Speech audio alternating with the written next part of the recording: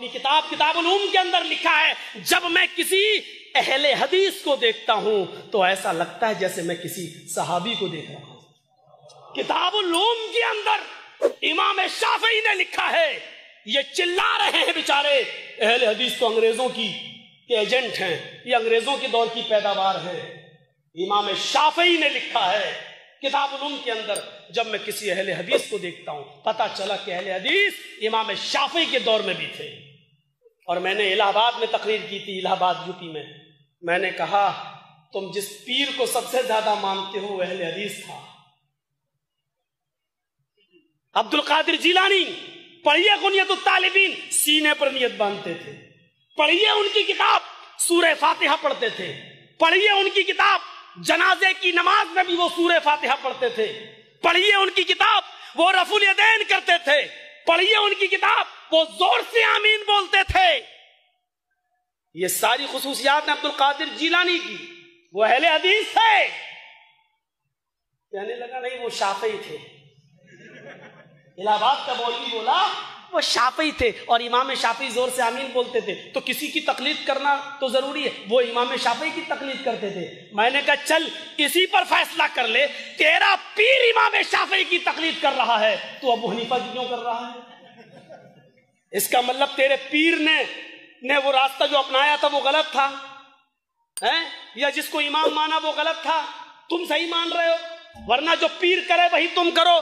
تمہارا پیر رفع الیدین کر رہا، تم کیوں نہیں کر رہے ہو؟ تمہارا پیر زور سے آمین بول رہا ہے، تم کیوں نہیں بول رہے ہو؟ تمہارا پیر سورہ فاتحہ پڑھ رہا ہے، تم کیوں نہیں پڑھ رہے ہو؟ میں نے کہا شکر ادا کرو، تم تو اتنے کنگال ہو، اتنے فقیر اور بے بس و مجبور ہو کہ تمہاری جھولی میں اور تمہارے خانوادے میں تو کوئی بزرگ بھی نہیں ہے۔ تمہیں بزرگ بھی ملا ہے تو اہل حدیثوں کا بزرگ ملا ہے۔ تم اتنے لاچار و بے بس ہو، اتنے بے بس۔ جانتے ہو غنیۃ الطالبین میں کیا لکھا ہے؟ ان سے پوچھا گیا، عبد القادر جیلانی سے ان سے پوچھا گیا کہ جنت میں جانے والا فرقہ کون سا ہے، تو انہوں نے فرقہ نہیں بتایا۔ انہوں نے کہا 72 فرقے تھے بنی اسرائیل میں، اللہ کے نبی نے کہا 73 ہوں گے۔